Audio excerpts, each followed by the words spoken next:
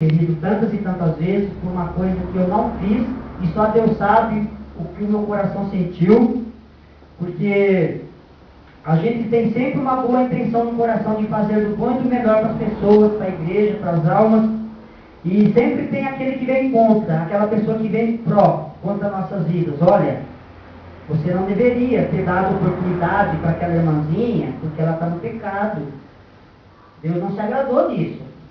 Você não deveria ter deixado aquele pregador pregar, porque ele está em pecado. Deus não se agrada disso. Irmãos, nós somos falhos pecadores.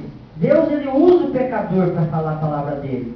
Mas a partir do momento, irmãos, que a gente tem a plena certeza que aquela pessoa cometeu o que foi feito, o adultério, a prostituição, que aquela irmãzinha realmente fez uma coisa abominável, e eu souber por conta própria, com certeza eu vou impedir que a pessoa subir nesse altar aqui. Porque a gente, para pregar e para louvar a Deus, a gente não pode estar com uma vida errante lá fora. A gente tem que estar em santidade com Deus. Mas tem pessoas que ficam atacando, que ficam tacando pedra nessas pessoas, porque ela errou, porque ela cometeu um deslize, e não é isso que Deus quer. Deus quer que a gente ame essas pessoas da mesma forma que ama os que estão corretamente com Deus. Não é porque a pessoa cometeu um delito lá fora, que a gente vai excluir ela, que a gente vai deixar ela de lado. A gente vai fazer o quê? Repreender, corrigir, disciplinar na palavra do Senhor, não é isso? Jamais a gente vai chegar naquela pessoa e meter o pau nela, ó. Eu estou sabendo que você fez isso, irmão, você nem entra mais nesse portão aí. Irmãzinha, você nem entra mais nesse portão, porque eu estou sabendo que você está fazendo lá fora. Não é isso, essa não é a correção que Deus quer que a gente faça. Deus quer que a gente chegue na pessoa e fale, ó, vem cá, vamos conversar. Deus está mostrando isso, você tem que se consertar nisso. Mas se Deus está mandando te falar isso é porque Ele quer o teu bem, não quer a tua morte. Mas infelizmente tem aqueles fulanos que massacram mais ainda. Ao invés de dar o apoio, de estender a mão para aquela pessoa, ela vai lá e ó, a pessoa sai da igreja, se desvia, morre sem a salvação. E quem que vai dar conta dessa alma depois? Você, eu, porque a gente não soube retribuir a palavra de Deus para aquela pessoa. A gente retribuiu o mal com o mal. A gente, irmãos, tem que aceitar a correção de Deus, tem que corrigir aquele irmão que está no erro, mas de uma forma sábia, de uma forma que venha a ser dentro da palavra do Senhor. E Deus, ele me usa muito nessa área para corrigir aquele que está errado. Mas Deus, ele sabe do jeito que eu falo. Deus, ele me usa de uma maneira que eu venha conversar com a pessoa, que eu sempre estou levando uma palavra de fé, uma palavra de carinho, de amor. Tinha um menino, há alguns anos atrás, que ele estava vindo nessa obra aqui. Ele é jovem, todo jovem tem os seus deslizes, tem os seus momentos de loucura. E ele é filho de pastor. E ele estava fazendo coisas muito erradas na igreja dele. Mas não porque ele queria fazer, porque ele ia também muitas vezes no embalo de outros jovens. E eu sempre aconselhava ele, olha querido, você tem que parar de fazer essas coisas dentro da igreja, porque primeiramente vai atrapalhar a obra de Deus na vida do teu pai, vai prejudicar o ministério dele, você vai ficar sendo mal visto dentro da igreja, e você vai perder crédito com as pessoas. E eu sempre dando conselho para ele, nunca atacando, nunca dando pedrada nele, mas sempre aconselhando, sempre dando uma palavrinha para que ele viesse se corrigir, se consertar na presença do Senhor. Aí o que aconteceu? A igreja onde ele congregava, ele era levita, cantor naquela igreja, o filho do pastor pregava também. O pastor presidente deixou ele de banco um mês, sem fazer nada dentro da igreja, só sentado no banco, para a disciplina dele. É outra maneira também de disciplinar a pessoa. E a gente costuma fazer vigília aqui em casa, sábado sim, sábado não. E eu vi que ele estava muito abatido, que ele estava muito triste. Eu perguntei para ele, irmão, o que está acontecendo? Me deixaram de banco lá na igreja, agora não posso fazer nada.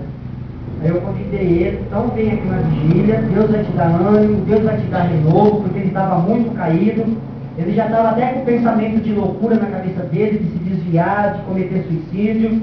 E eu falei para ele, irmão, vem na vigília aqui, a gente vai orar, a gente vai louvar, a gente vai buscar a Deus.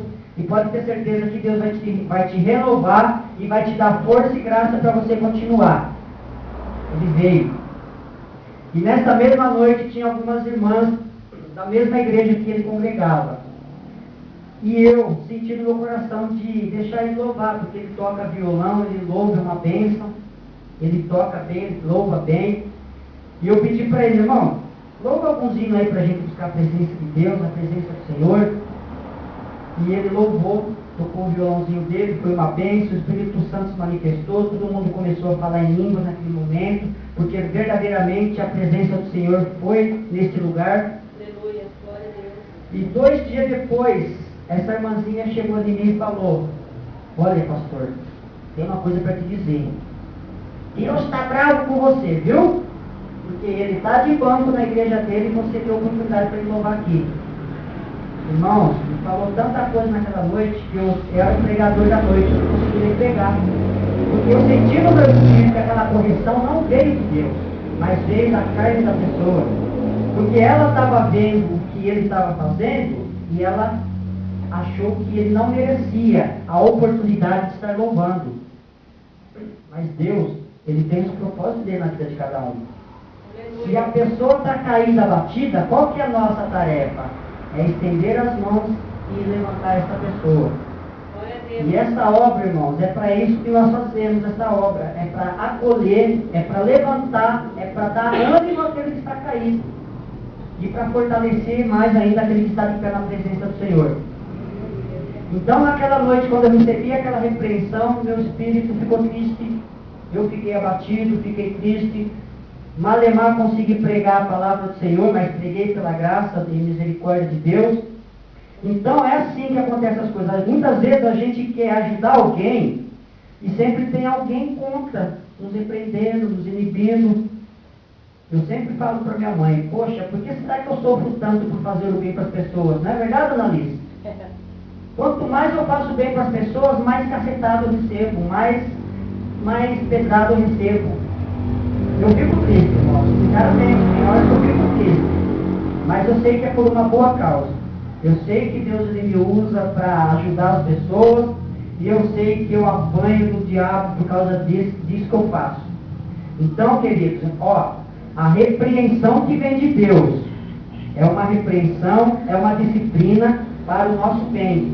A gente recebe, a gente se sente em paz. A gente se sente assim, normal. Mas quando é alguém usado pelo diabo para vir te atacar, para te corrigir, o teu espírito se entristece, porque você está sendo repreendido por uma coisa que você não fez. E foi o que aconteceu comigo. Eu fui repreendido por uma coisa que eu não fiz, ou seja, por um ato de bondade que eu fiz. Então, quando a correção vem do Senhor, a gente tem que aceitar, a gente recebe, a gente continua. Eu creio também que muitos de vocês, quando vocês ouvem uma palavra de disciplina, de correção, no momento você fica um pouquinho triste, um pouquinho chateado, mas no dia seguinte você já está normal novamente. Muitas vezes eu já fui repreendido na hora, eu não aceitei bem a correção, eu fiquei abatido, mas no dia seguinte, Senhor, verdade. Foi o Senhor que usou aquela pessoa para me repreender. Então eu aceito essa correção. Porque a palavra do Senhor diz que muitas vezes a correção ela nos causa tristeza, ela nos causa um abatimento. Porque a gente não quer ser repreendido, não é verdade? A gente não aceita muita disciplina. E a gente tem que aprender a receber essa disciplina. A gente tem que aprender a ser aceitável à correção do Senhor. Porque Deus, Ele nos corrige porque nós somos filhos dEle. Se Ele não nos corrigisse, nós não seríamos filhos, seríamos bastardos. O que é bastardo? Genro, neto, alguma coisa aí que não tem mais valor, mas nós somos filhos. Então Deus ele vai corrigir a cada um de nós. Glória a Deus, aleluia. Ele vai corrigir. De uma forma ou de outra, Ele vai corrigir. Eu sou corrigido. Por que a gente não pode aceitar a correção de Deus? Será que é tão difícil a gente aceitar essa repreensão do Senhor? E aquele povo lá no deserto, lá começou a caminhar, começou a vir uma forte, começou a faltar água, começou a não ter mais comida, começou a murmurar contra Deus, e Deus falava para Moisés, vai lá, bate na rocha que vai sair água, aí o povo bebia aquela água, ficavam alegres, ficavam de bem com a vida, começavam a glorificar a Deus, glória a Deus, aleluia. No dia seguinte, meio-dia, 1 hora, aquele sol bravo, todo mundo no meio do deserto, cadê a água? Aí o povo começava de novo. Se Deus fosse conosco, a gente não passaria sede. Se Deus fosse conosco, a gente não passaria fome. Então, queridos, Deus, ele ia corrigindo aquele povo à medida que eles iam murmurando, à medida que eles iam fazendo coisa errada. Eles chegaram até a idolatrar outros deuses nessa caminhada, como nós sabemos a história do bezerro de ouro que foi feito. Então, Deus, ele não quer que a gente venha a desfalecer, porque se nós somos corrigidos, é porque nós erramos. Se tiver alguém que é perfeito aqui, levanta a mão. Eu sou o primeiro a levantar. Eu não sou perfeito. Eu sou um pregador da palavra de Deus, mas eu não sou perfeito. Eu preciso dessa correção. Eu aceito a disciplina do Senhor. Se tem alguém aqui nesta noite que está com o coração já batido por causa da correção, irmãos, é correção de Deus, porque Deus, ele quer o melhor para cada um de nós. Deus, ele não quer que você se entristeça.